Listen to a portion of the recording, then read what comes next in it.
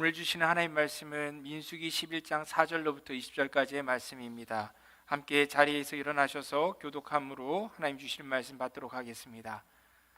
민수기 11장 4절부터 20절까지의 말씀입니다. 그들 중에 섞여 사는 다른 인종들이 탐욕을 품음에 이스라엘 자손도 다시 울며 이르되 누가 우리에게 고기를 주어 먹게 하랴. 우리가 애굽에 있을 때에는 값없이 생선과 오이에 참외와 부추와 파와 마늘들을 먹은 것이 생각나거늘 이제는 우리의 기력이 다하여 이 만나 외에는 보이는 것이 아무것도 없도다 하니 만나는 가시와 같고 모양은 진주와 같은 것이라. 백성이 두루 다니며 그것을 거두어 맷돌에 갈기도 하며 절구에 찢기도 하고 가마에 삶기도 하여 과자를 만들었으니 그 맛이 기름 섞은 과자 맛 같았더라. 밤에 이슬이 진영에 내릴 때에 만나도 함께 내렸더라. 백성의 온 종족들이 각기 자기 장막 문에서 우는 것을 모세가 들으니라. 이러므로 여호와의 진노가 심히 크고 모세도 기뻐하지 아니하여 모세가 여호와께 여짜오되 어찌하여 주께서 종을 괴롭게 하시나이까. 어찌하여 내게 주의 목전에서 은혜를 입게 아니하시고 이 모든 백성을 내게 맡기사 내가 그 짐을 지게 하시나이까. 이 모든 백성을 내가 배웠나이까. 내가 그들을 낳았나이까. 어찌 주께서 내게 양육하는 아버지가 젖 먹는 아이를 품듯 그들을 품에 품고 주께서 그들의 열조에게 맹세하신 땅으로 가라 하시나이까. 이 모든 백성에게 줄 고기를 내가 어디서 얻으리이까. 그들이 나를 향하여 울며 이르되 우리에게 고기를 주어 먹게 하라 하온즉 책임이 심히 중하여 나 혼자는 이 모든 백성을 감당할 수 없나이다. 주께서 내게 이같이 행하실진대 구하옵나니 내게 은혜를 베푸사 즉시 나를 죽여 내가 고난 당함을 내가 보지 않게 하옵소서. 여호와께서 모세에게 이르시되 이스라엘 노인 중에 내가 알기로 백성의 장로와 지도자가 될 만한 자 70명을 모아 내게 데리고 와 회막에 이르러 거기서 너와 함께 서게 하라. 내가 강림하여 거기서 너와 말하고 내게 임한 영을 그들에게도 임하게 하리니 그들이 너와 함께 백성의 짐을 담당하고 너 혼자 담당하지 아니하리라. 또 백성에게 이르기를 너희의 몸을 거룩히 하여 내일 고기 먹기를 기다리라. 너희가 울며 이르기를 누가 우리에게 고기를 주어 먹게 하랴. 애굽에 있을 때가 우리에게 좋았다 하는 말이 여호와께 들렸으므로 여호와께서 너희에게 고기를 주어 먹게 하실 것이라. 하루나 이틀이나 닷새나 열흘이나 20날만 먹을 뿐 아니라 함께 읽겠습니다. 냄새도 싫어하기까지 한 달 동안 먹게 하시리니 이는 너희가 너희 중에 계시는 여호와를 멸시하고 그 앞에서 울며 이르기를 우리가 어찌하여 애굽에서 나왔던가 함이라 하라. 아멘. 자리에 앉으셔도 좋습니다. 이 말씀은 하나님께서 저희에게 오늘 주시는 말씀입니다. 여러분들이 제일 좋아하는 음식이 무엇인가요? 음식이라는 게 참 묘합니다. 다른 건 다 참아도 먹는 것에는 굉장히 까다로워지는 게 우리 사람의 마음인 것 같습니다. 오죽하면 우리가 그냥 산다고 하지 않고 뭐라고 이야기합니까? 먹고 산다라고, 먹는다라는 걸 굉장히 강조하죠. 낯선 땅에 살게 되면은, 그리고 다른 문화에서 또 살게 되면은 고향 음식을 굉장히 그리워하고요. 음식이 곧 고향을 의미하게 되는 것 같습니다. 제가 지난 유학 생활을 기억할 때 제 가족과 제가 한 번씩 굉장히 그리웠던 음식이 무엇이냐 생각해 보면 그건 짜장면이었던 것 같습니다. 짜장면. 다행히 텍사스에 제가 살던 곳에는 상당히 비교적 가까운데 짜장면 집이, 중국집이 있었습니다. 한 40에서 45마일 정도 거리. 그러니까 지금 우리로 치면은 승동교에서 한 평택 정도 거리, 그 정도 거리면은 꽤 가까운 거리였는데 그 가까운 거리에 짜장면 집이 있어서 몇 달에 한 번 정도 핑계를 대서 짜장면을 먹으러 온 가족이 갔던 것 같습니다. 저희 딸을 한번 데리고 처음 짜장면을 먹으러 간 적이 있는데요. 그때 저희 딸이 막 얼굴을 파묻고 짜장면을 먹는데 너무 신기했나 봅니다. 그 맛이. 그래서 너무 귀여워가지고 제가 사진 한번 찍었는데 얼마나 열심히 얼굴 파묻고 먹었는지 머리까지 이마까지 짜장이 묻어 있네요. 그렇습니다. 짜장면은 참 누구나 좋아할 만한 중독적인 맛인 것 같습니다. 그런데 2주 전에 제가 전도서 말씀을 나누면서 맛있는 음식이라는 것이, 그리고 또 우리 안에 좋은 이런 우정과 관계들이라는 것이 하나님께서 우리에게 주신 참 좋은 선물과 같다라는 이야기를 나누었죠. 그런 것들은 우리의 인생의 어떤 항해를 쭉 잘 순항할 수 있게 불어오는 산들바람과 같은 그런 역할을 합니다. 그런데 만약에 그 음식이라는 것이 우리 인생의 목표가 된다면 어떨까요? 그러면 이야기가 좀 달라지는 것 같습니다. 맛있는 음식을, 진귀한 음식을 먹는 것이 인생의 목표가 되거나, 아니면은 어떤 음식을 많이 먹는 것으로 자신의 그 공허함을 채우려는 삶이 되거나, 아니면 더 나아가서 어떤 특정한 음식에만 중독이 되어서 그 음식만을 더 갈구하게 된다면은 과연 건강한 삶인지 정상적인 삶인지 의문을 가지게 되는 거죠. 그런 우리에게 중독을 주는 음식이 있을 수 있을까요? 짜장면이 그 정도의 중독성이 있을지 모르겠지만 그 정도는 아닌 것 같고요. 그런 음식들이 가끔 있습니다. 우리가 먹는 음식물 중에서 우리를 파괴적으로 중독시키는 것들도 있을 수 있죠. 대표적인 게 뭘까요? 술이라고도, 알코올이라고 저는 이야기하고 싶습니다. 그리고 그 외에도 여러 가지 우리의 삶에는 음식 말고도 우리를 파괴할 만큼 중독적인 것들이 여기저기에 도사리고 있습니다. 그렇습니다. 오늘은 우리가 일상적이지만 외면하는 주제, 중독이라는 단어에 대해서 조금 이야기해 보려고 합니다. 오늘 민수기 이야기 가운데, 오늘 본문이 좀 길었죠? 음식이 모든 문제의 시작을 낳고 있습니다. 출애굽을 팔 때에 따라 나왔던 다른 인종들이 있었습니다. 이스라엘 민족뿐만이 아니라 몇몇 다른 인종들도 같이 출애굽에 합류했다는 것을 알 수 있습니다. 그들로부터 시작된 탐욕이 이스라엘 백성들에게 전염되기 시작합니다. 민수기 11장 4절은 말씀하죠. 그들 중에 섞여 사는 인종들이 탐욕을 품음에 이스라엘 자손도 다시 울며 이르되 누가 우리에게 고기를 주어서 먹게 하랴. 우리말엔 이제 탐욕이라고 번역이 되어 있는데, 실상 그 단어를 보면은 아주 강한 식탐이라고 번역을 하는 것도 괜찮을 것 같습니다. 역시 또 먹는 것이 문제가 됩니다. 곁에서 하나님이 주시는 그 많은 은혜들을 다 누리면서도 이 정작 하나님을 신뢰하고 믿지 않는 이방인들이 이 반찬 투정을 하기 시작하니까 그것에 부정적인 생각이 전염이 된 이스라엘 사람들도 억울한 마음을 품게 됩니다.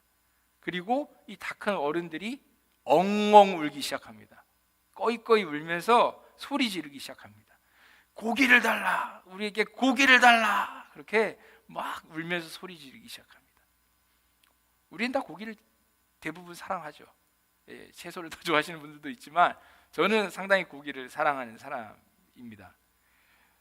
노아의 홍수 이후로 하나님께서 다른 짐승을 죽여서 고기를 먹는 걸 허용해 주셨습니다. 그렇기 때문에 우리 죄인들이 고기를 사랑한다라는 것이 어떻게 보면 지극히 당연한 일일지 모르겠습니다.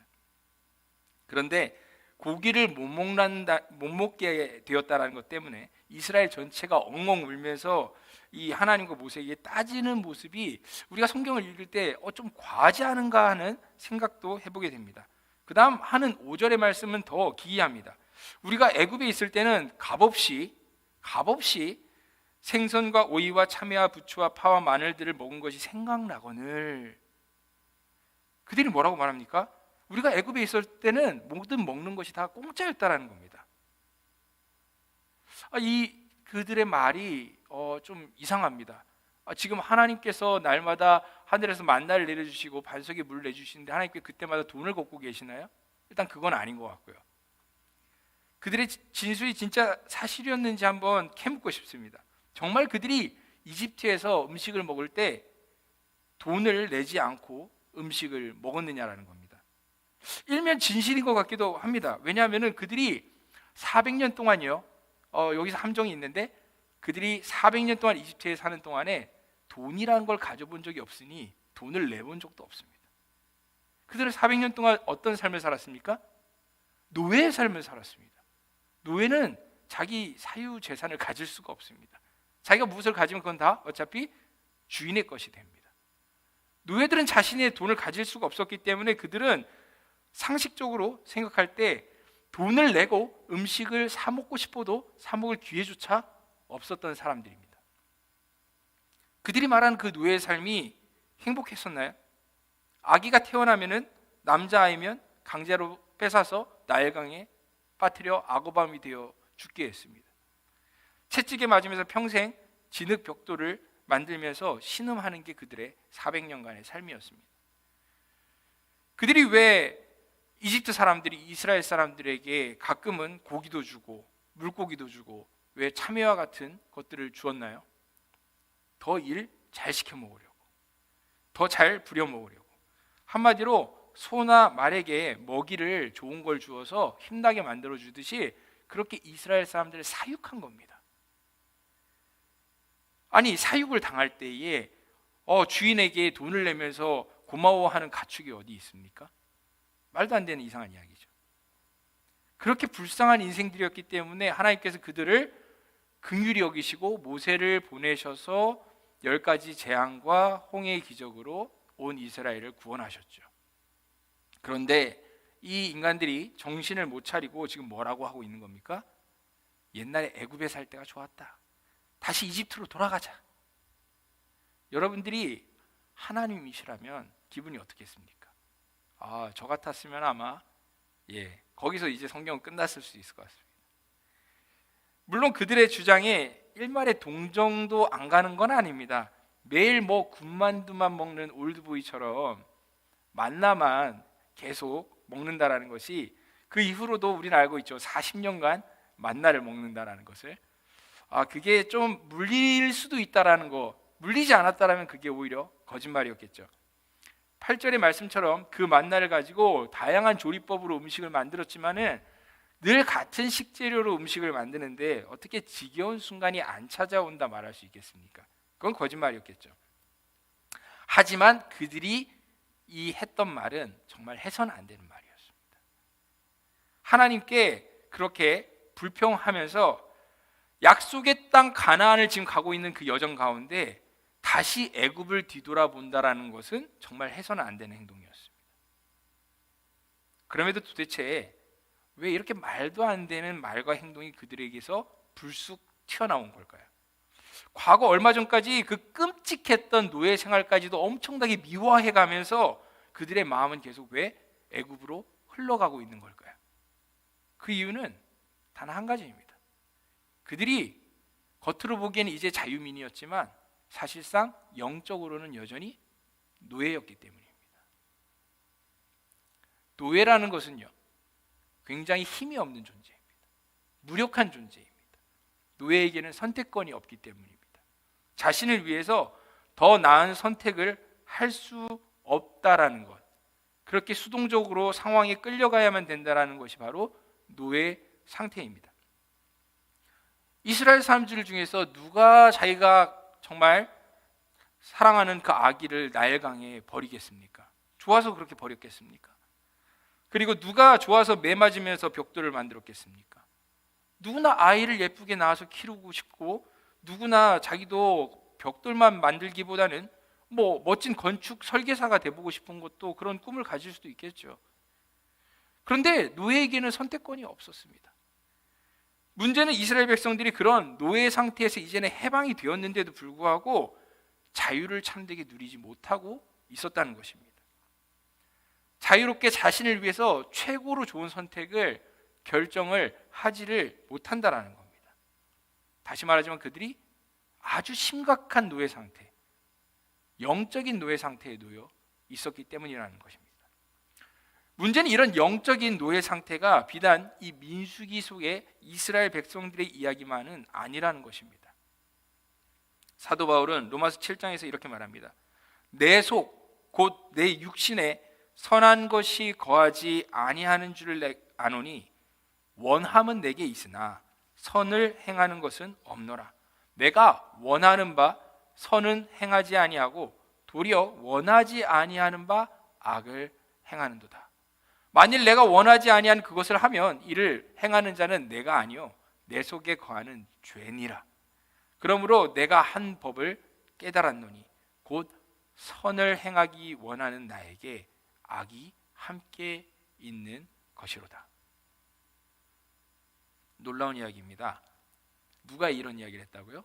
다른 이도 아니고요, 우리가 그렇게 위대하게 생각하는 사도 바울이 한 말입니다.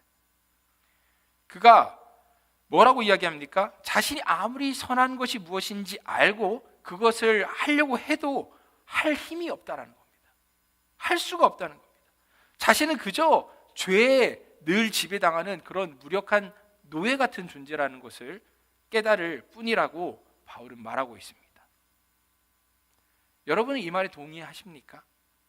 여러분들이 어떤 분들이 이거는 과장법이다, 수사적인 과장법이다, 나는 내가 원하기만 하면 노력해서 지금이라도 더 나은 삶을 만들 수가 있다, 여러분들 마음에 그렇게 생각하시는 분도 있을지 모르겠습니다.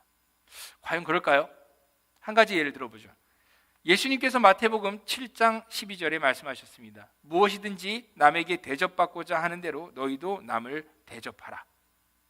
우리는 이걸 골든 룰, 황금률이라고 말하죠. 이 말씀을 여러분들은 늘 지키고 사십니까? 하루도, 한 시간도 저는 이 말씀대로 100% 살 수 있다라고 자신하지 못하겠습니다. 여러분은 어떠십니까? 정말로 이 황금률을 지키려고 노력하면 노력할수록 알게 되는 것은 나는 이것을 할 수 없구나, 우리의 무능력함을 느끼고 경험할 수밖에 없는 것이 우리의 솔직한 모습인 것입니다. 만약에 그런 어떤 지각이 없고 그런 감각이 없다라면 그런 분은 죄송하지만 개인적으로 도덕적인 기준이 너무 심각하게 낮으신 분일 겁니다. 결국 우리는 바울의 말에 좋든 싫든 동의하게 됩니다. 바울이 깨달은 건 정말 법이구나, 한 법이라고 말했는데 그게 아주 영적인 법칙이구나, 법칙이구나. 선을 행하기 원하는 내 안에 악이 정말로 있구나. 그런 깨달음 이후엔 우리에게 절망이 찾아옵니다. 우리도 고백하게 되죠. 오호라 나는 곤고한 사람이로다. 이 사망의 몸에서 누가 나를 건져내랴. 그렇습니다. 인정하기 정말 싫지만은 우리는 다 영적인 정말 죄의 영적인 노예들입니다. 무엇을 해야 할지 가끔 알기는 하는데 알아도 그 옳은 대로 행동을 할 수가 없습니다. 누군가 나는 죄의 종이 아니다라고 말할 수 있겠지만은 다시 말하지만 테스트해 보십시오. 우리는 깨닫게 됩니다. 죄가 어떤 생각이나 우리의 행동을 뛰어넘는 힘을 가지고 있다는 것을. 죄는 권세입니다. 본문의 이 4절부터 6절까지를 우리가 살펴보게 되면 노예가 되어가는 일련의 과정을 우리가 엿볼 수 있습니다. 죄가 가진 권세의 무서운 점은 사람이 선한 것을 생각하고 옳은 것을 이해하는 능력 자체를 사라지게 한다는 점입니다. 선할 수 있는 자유 자체가 사라져버립니다. 죄가 지배하면 사람의 정상적인 사고가 먼저 망가집니다. 그 다음으로 감정이 훼손됩니다. 더 나아가서는 의지가 다 무너져 내립니다. 4절에서 이 문제의 발단은 식욕, 식탐입니다. 한번 식탐이 생각을 지배하기 시작하니까 정상적인 사고가 안 됩니다. 얼마 전까지 생지옥 같았던 이집트의 노예살이가 더 좋았다면서 우기기 시작합니다. 이런 인지부조화 상태에서 감정이 상하기 시작합니다. 그래서 울기 시작합니다. 눈물이 막 전염이 됩니다. 그러자 더욱 이성적인 판단은 휘발되어서 날아가 버리고 약속의 땅으로 가겠다는 그런 선한 의지마저 무너져 내려버립니다.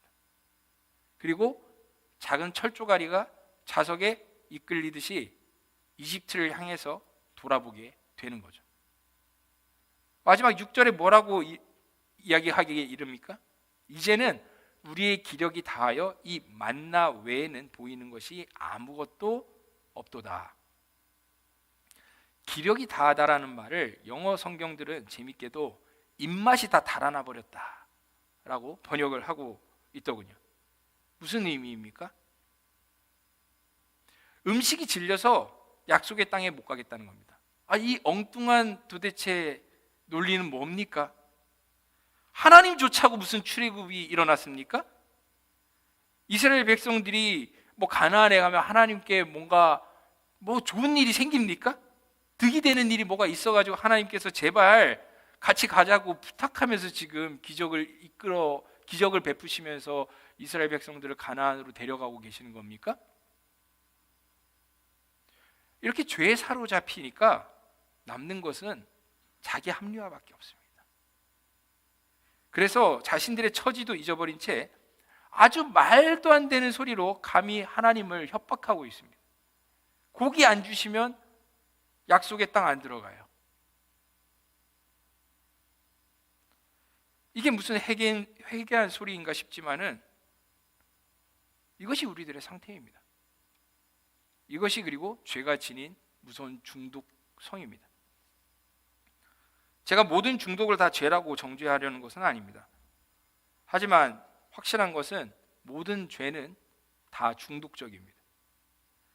예를 들어서 술 마시는 행위가 다 죄라고 제가 말하는 것이 아닙니다. 하지만 알코올이 어떤 사람을 한번 사로잡으면, 그래서 그것이 하나의 죄가 되면은 그 사람은 그 악순환을 빠져나오는 것이 극히 힘들어지기 시작합니다. 왜냐하면 죄에는, 다시 말씀드리지만, 중독성이 있기 때문입니다. 성경은 교만, 탐욕, 질투, 분노, 정욕, 식탐, 낙태함 등의 모든 종류의, 그 외에도 다양한 종류의 죄들이 다 하나같이 중독성을 가진다고 말합니다. 종류는 다양할지 모르겠지만 결과는 항상 똑같습니다.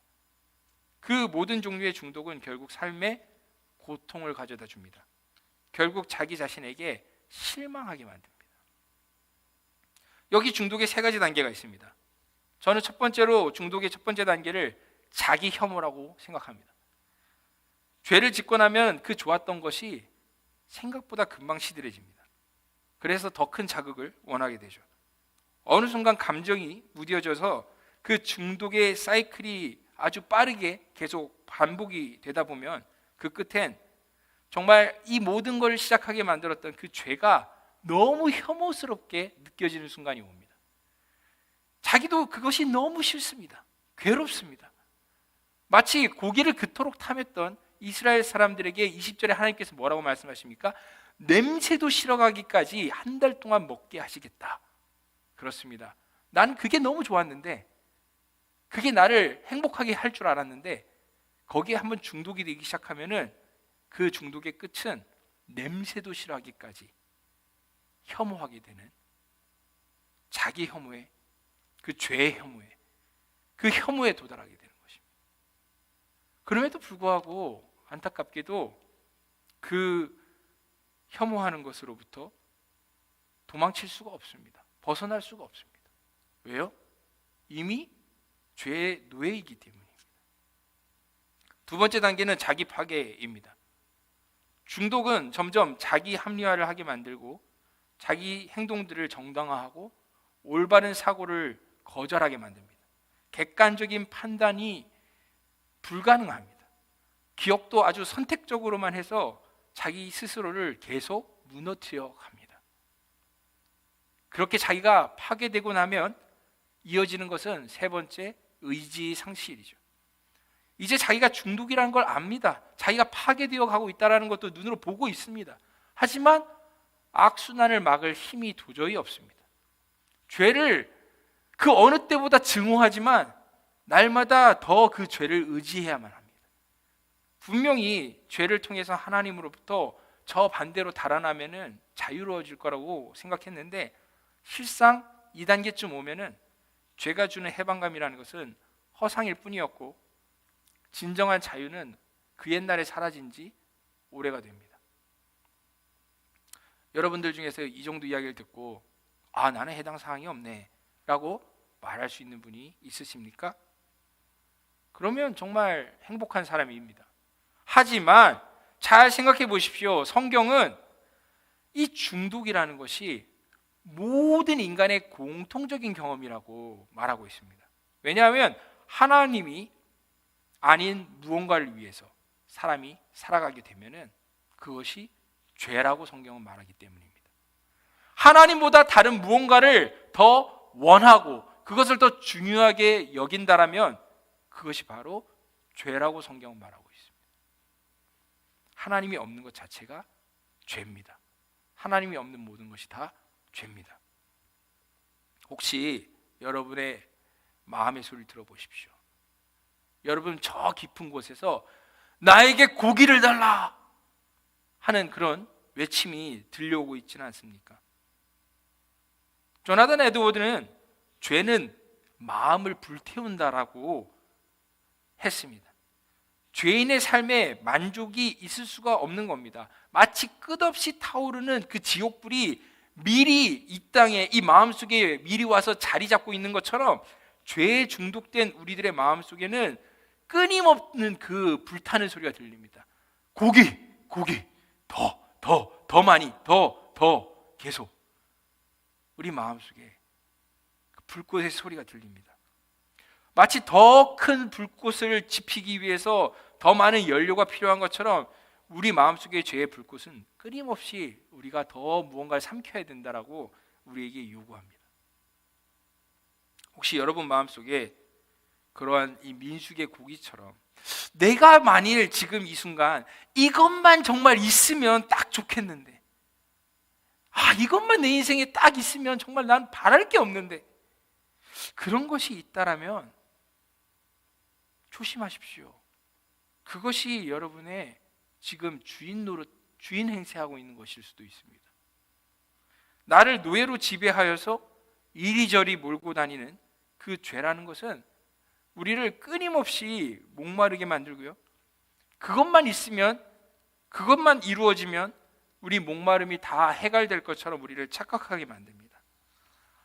가끔 우리가 제정신이 돌아와서 이건 아닌 것 같은데 라고 하는 순간이 있을 수 있지만 그 생각이 다시 돌아오는 주기는 점점 멀어만 가고요.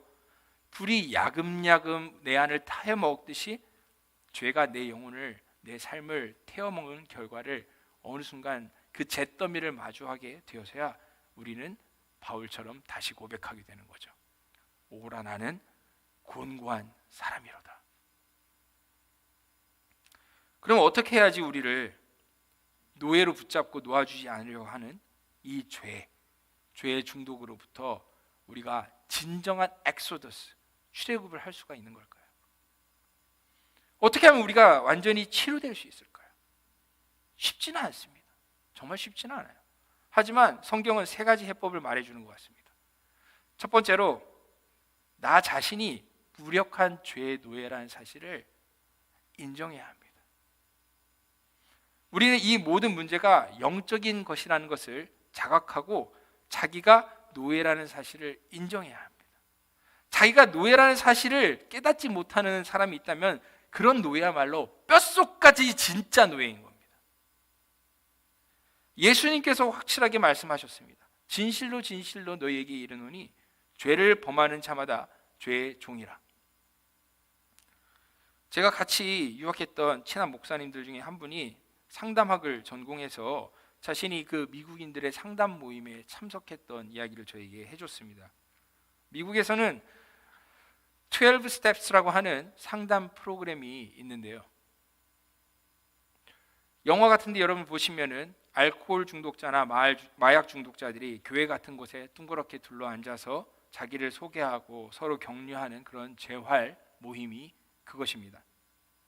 그런 중독자들은 12단계의 원칙들을 따라서 자신을 올가매고 있는 그 중독들로부터 치유되려고 하는데 그 12단계의 첫 번째 원칙을 제가 읽고 매우 인상 깊었습니다. 그 번역함이 이렇습니다.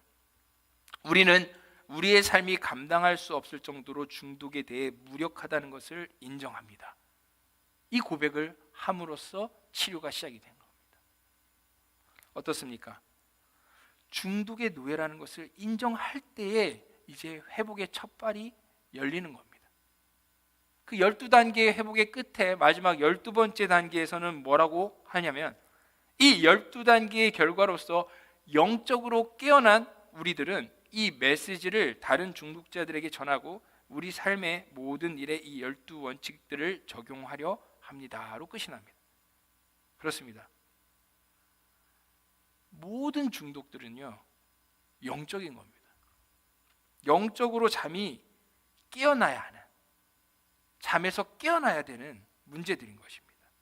아직도 그 잠에서 깨어나지 못하고 잠꼬대 하듯이 나 정도면 괜찮은 사람이지, 이 정도면 됐지 라고 생각하는 사람이 있다면 그 사람이야말로 빨리 잠에서 깨어나야 되는 사람인 것입니다.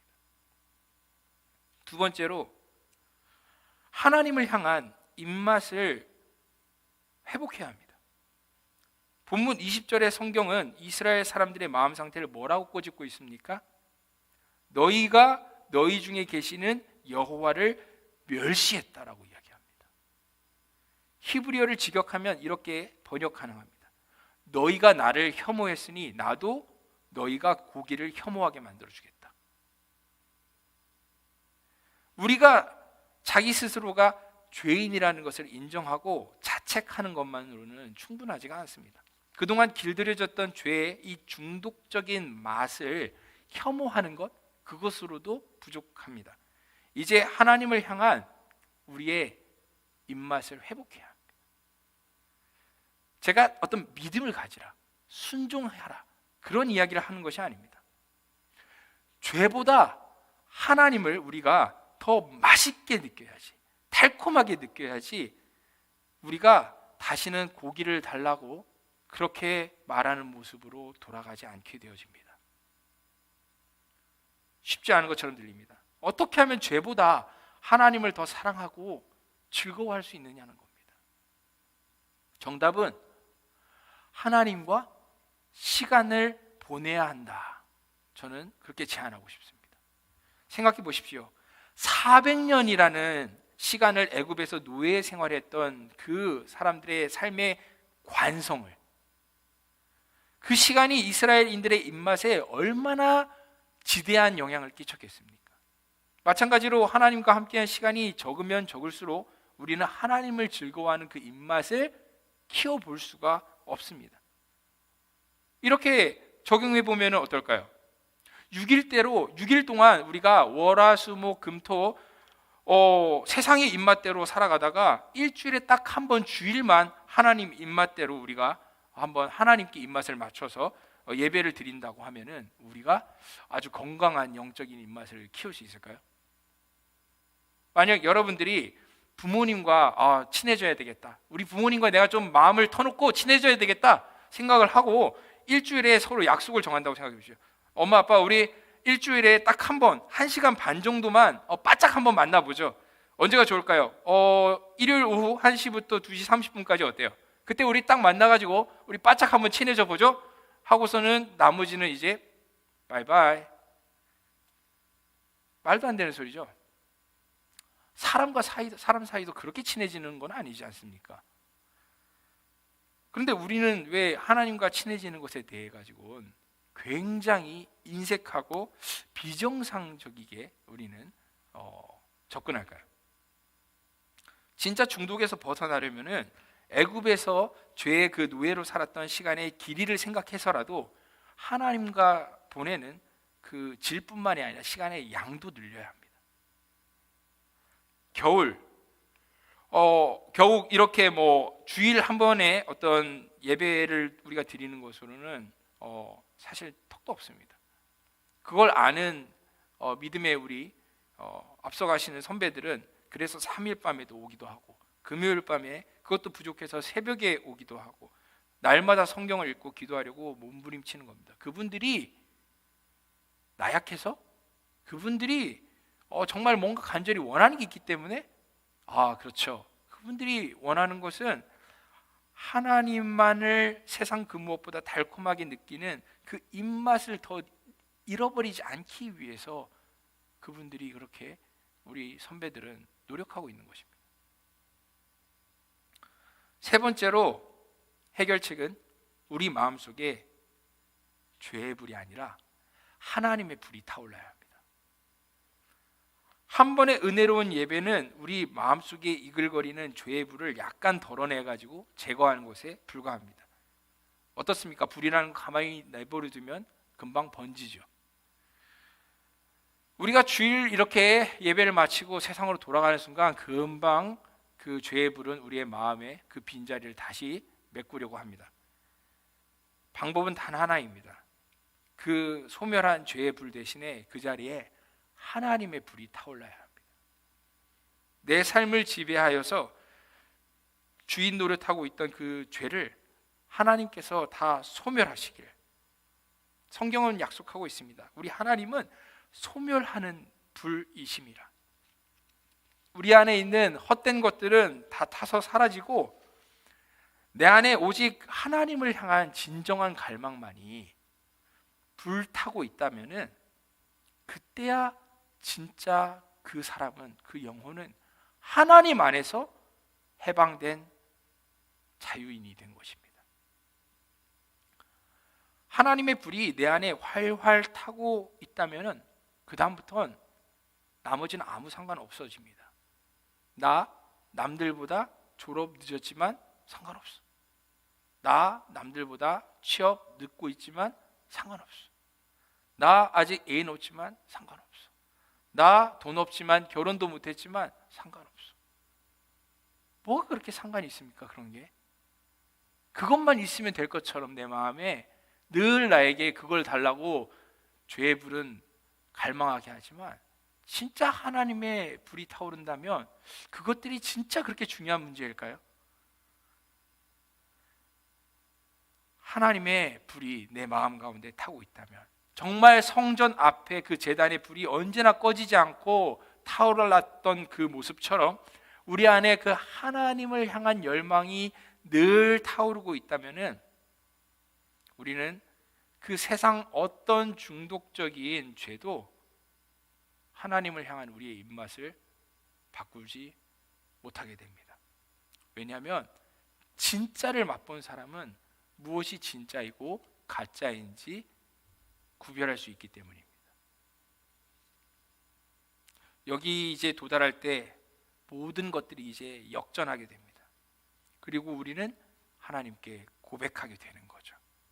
오직 예수 그리스도만이 나의 주, 나의 하나님이십니다. 주님 외엔 그 무엇도 내 삶의 주인 행세를 할 수 없습니다.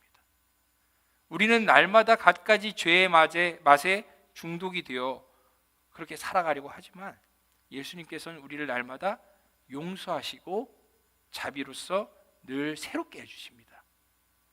주의 인자는 끝이 없고 그의 자비는 무궁하며 아침마다 새롭고 늘 새로우니 주의 성실이 큼이라. 성실하신 주님. 민수기에 나오는 이 모세의 모습 보십시오. 모세는 정말 위대한 사람이었음에도 불구하고 이스라엘 사람들이 그 죄에 중독된 모습이 너무 실증이 나서 혐오스러워서 하나님께 따집니다. 하나님, 이 모든 백성을 제가 뭐 배로 배기라도 했습니까? 낳기라도 했습니까?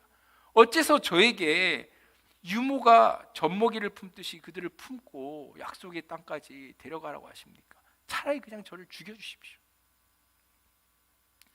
모세는 우리를 약속의 땅으로 데려갈 수 있는 이가 아니죠.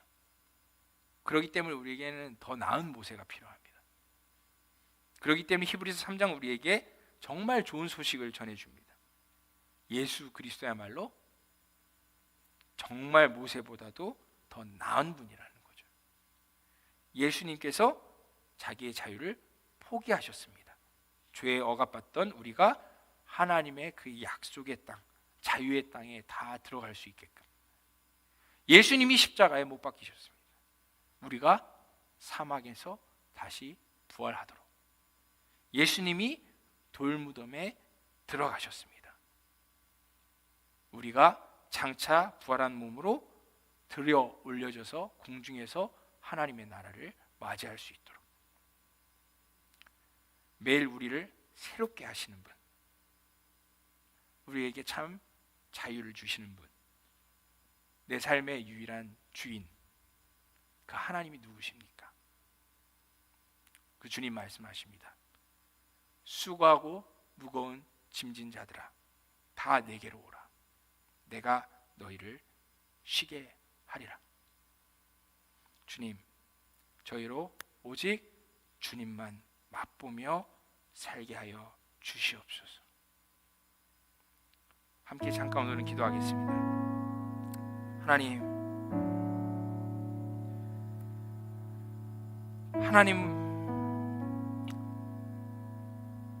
하나님께서 우리에게 날마다 만나와 같은 은혜를 베푸심에도 우리 마음 가운데는 늘 고기를 원하는, 헛된 것들을 원하는 죄의 목소리가 있습니다. 모든 것을 다 태우고도 부족해서 더 태우려고 하는 그 중독적인 죄의 불길이 우리 안에 있습니다. 주님, 그것들을 다 소멸하여 주시고 오직 성령의 불로 우리의 가운데 함께하사 내 삶의 유일한 주인인 우리 예수님밖에 없으심을 제가 알고 세상이 알고 모두가 알게 하여 주시옵소서. 오직 주님만 섬기며 사는 인생 되게 하여 주시옵소서. 예수 그리스도의 이름 받들어